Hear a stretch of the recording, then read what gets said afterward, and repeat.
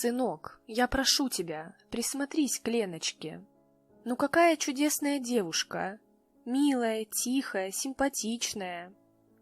Мам, ну пожалуйста, не начинай. А что не начинай? Сыночек, Мишенька, мне ведь 72 уже, и никого кроме тебя у меня нет. Неужто внуков так и не увижу? Поздно я тебя родила.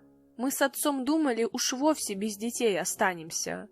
Но вот ведь чудо, в 40 лет родила. А теперь уже и отца похоронили. А ты все не женишься, бегаешь со своей работой. Михаил тяжело вздохнул и встал со стула рядом с кроватью матери. «Мама, благодаря этой работе у тебя есть все необходимое. Лекарства, медсестра на дому в любое время, твоя Леночка. Не бесплатно же она к тебе ходит?» Зинаида Игнатьевна сделала паузу, грустно посмотрев на сына. «Ну зачем ты так? Она свой хлеб отрабатывает. Ты про нее так не говори. Она с душой работает. Мне кажется, ее приход как бальзам на душу.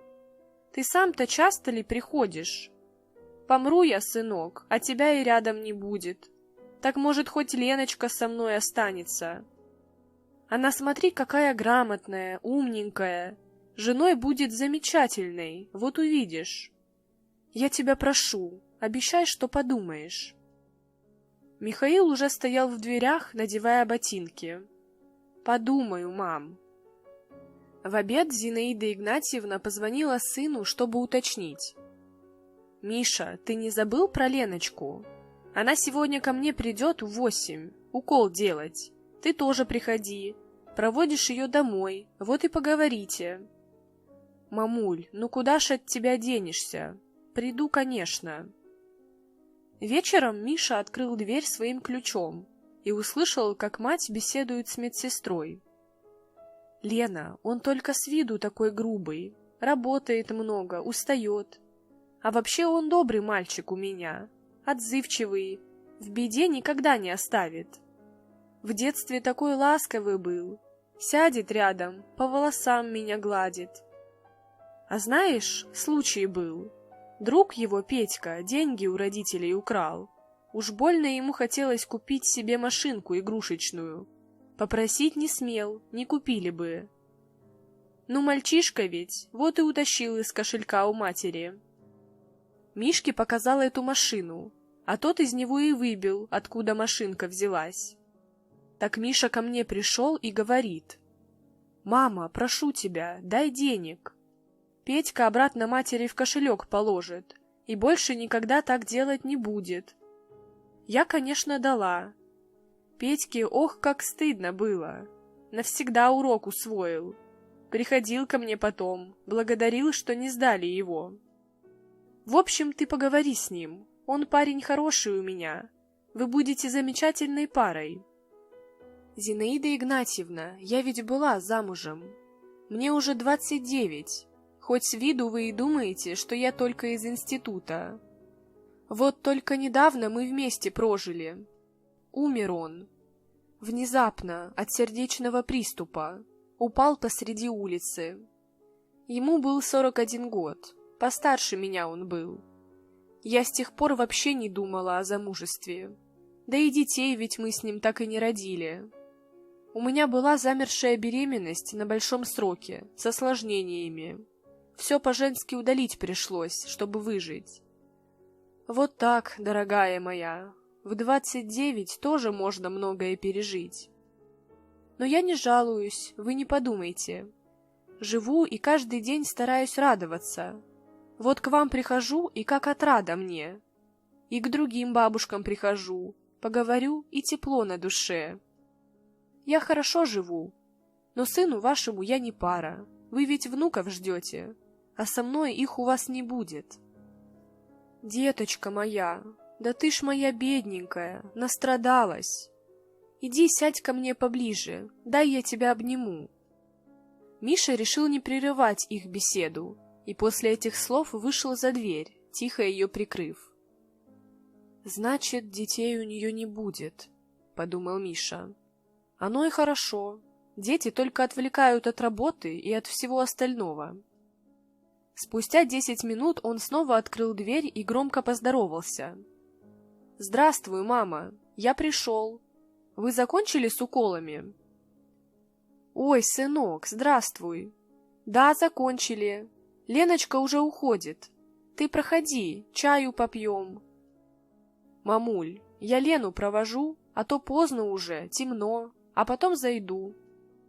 «Да что ты, сынок, она ведь недалеко живет, каждый день тут ходит».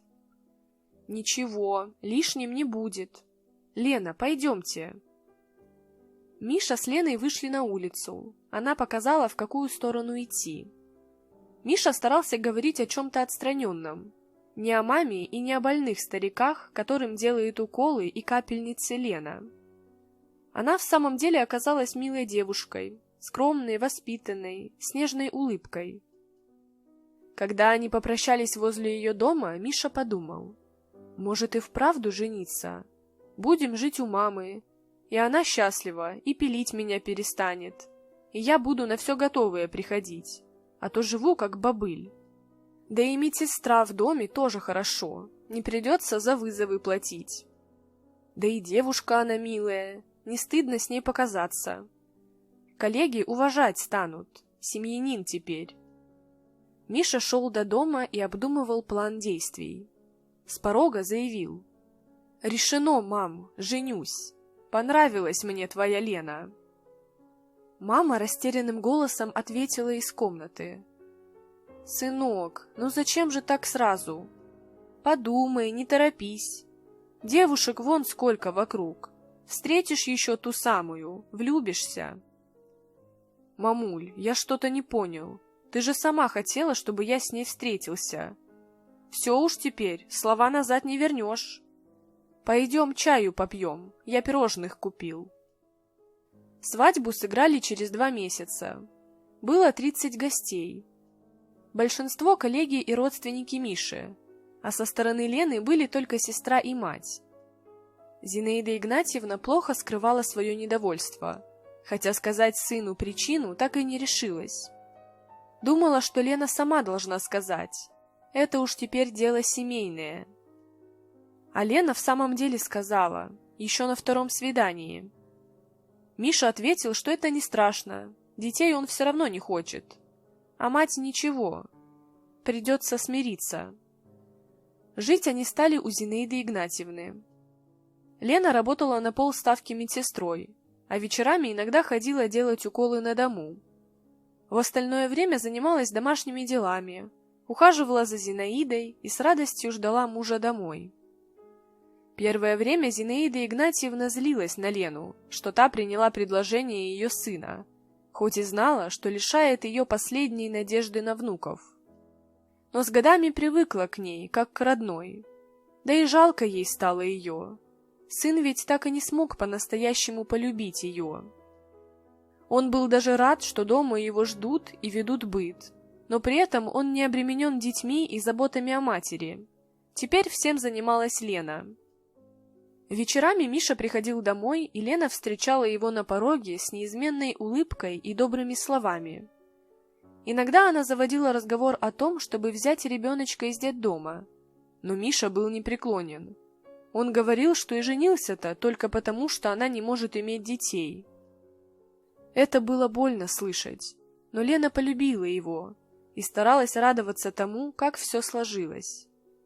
Разве могло сложиться лучше, учитывая ее проблему? Через 5 лет Зинаида Игнатьевна умерла. Последний год Лена сидела с ней круглосуточно. Пришлось даже уволиться с работы. А для Миши ничего не изменилось, он по-прежнему пропадал на работе. На поминках было немного народу, все тихо и по-семейному. Миша разговаривал по телефону в стороне, ему предстоял важный контракт. Со смертью матери он смирился уже давно, еще за тот год, что она была прикована к постели. Лена подошла к нему в конце церемонии прощания. «Миша, можно тебя на пару слов?» «Да, Лен, что такое?» «Ты знаешь, что я привязалась к твоей маме как к родной за эти годы. Я любила ее и с радостью помогала во всем. И тебя я тоже люблю. Надеюсь, я была тебе хорошей женой. Но я вижу, что не нужна тебе. Твоя жизнь никак не изменится, если я уйду. Разве что придется нанять домработницу. Прости за правду, но теперь твоя мама умерла, и я считаю, что свой долг я выполнила. Ты ведь ради нее на мне женился. Я правда люблю тебя, но ухожу, прости. Лена ушла, не дожидаясь ответа. В тот же день она собрала вещи и уехала к маме. Миша не звонил ей и не пытался вернуть. Он задумался. И в самом деле, теперь Лена ему не так уж нужна. За мамой следить не нужно, а приготовить и погладить он, наверное, и сам сможет, как раньше. Ничего, привыкнет. А она все правильно поняла, и даже хорошо, что сама сказала. Точно, это была Лена, во сне. Стояла на мосту, такая печальная и одинокая. Надо ей позвонить. С самого развода ведь не виделись. «Добрый день, это Михаил, бывший муж вашей дочери. Простите за беспокойство, но она почему-то трубку не берет. Приснилась мне Лена. Глупо, конечно, но вдруг захотел ее услышать. 5 лет уже прошло, я и не вспоминал, дурак. А сейчас, знаете, с работы сократили, сижу один дома, и так тошно мне. Захотелось Леночку увидеть. Можно я приеду?» «Здравствуй, Миша. Приезжай, конечно. Похороны в среду будут. Ее сегодня ночью не стало, Леночки нашей. От рака мучилась она последние 3 года, но одолел он ее все-таки. Ты приезжай, милый, попрощаешься».